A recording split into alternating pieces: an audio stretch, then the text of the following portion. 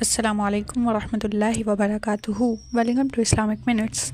آج کا ہمارا ٹاپک ایک اہم بات پر ہے، کیونکہ آج کل فیشن کی وجہ سے بہت سی خواتین بیوٹی پارلر یا زیورات کی دکانوں پر جا کر ناک چھدواتی ہیں، اور بعض اوقات یہ کام نامحرم مرد سے کروایا جاتا ہے۔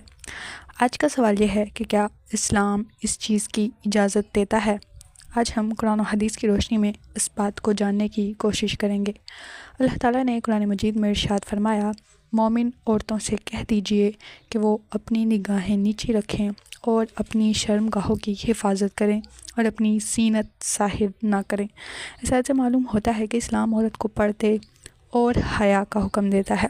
جب کسی نامحرم مرد کے سامنے عورت اپنے جسم کے کسی حصے کو ظاہر کرتی ہے تو یہ پردے کے خلاف جا سکتا ہے۔ نبی کریم صلی اللہ علیہ وسلم نے فرمایا، حیا ایمان کا حصہ ہے۔ ایک اور حدیث میں فرمایا، آنکھوں کا زنا دیکھنا ہے۔ اس کا مطلب یہ ہے کہ نامحرم مرد اور عورت کا بلا ضرورت ایک دوسرے کے جسم کو دیکھنا یا چھونا فتنے کا سبب بن سکتا ہے۔ اسلامی علماء کے مطابق عورت کا ناک چھدوانا جائز ہے کیونکہ یہ زینت میں شمار ہوتا ہے، لیکن نامحرم مرد سے ناک چھدوانا جائز نہیں، کیونکہ اس میں جسم کے حصے کو ظاہر کرنا پڑتا ہے، نامحرم کا چھونا ہوتا ہے، فتنے کا امکان شامل ہوتا ہے۔ اسلام ہمیں حکم دیتا ہے جہاں ممکن ہو عورت اپنا کام عورت ہی سے کروائے۔ اگر کسی جگہ عورت موجود نہ ہو اور واقعی شدید ضرورت ہو تو علماء نے شرطوں کے ساتھ اجازت دی ہے۔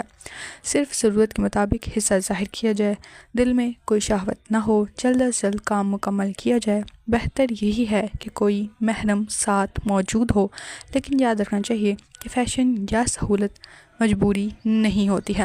آج کل بہت سی خواتین صرف اسی لیے نامحرم سے ناک چھدوا لیتی ہیں کیونکہ سستا ہوتا ہے، قریب ہوتا ہے، جلدی کام ہو جاتا ہے۔ لیکن ایک مسلمان کے لیے سب سے زیادہ اہم چیز اللہ تعالیٰ کی رضا ہونی چاہیے۔ دنیا کی خوبصورتی عارضی ہے، لیکن حیا اور پردہ ہمیشہ عزت دیتا ہے۔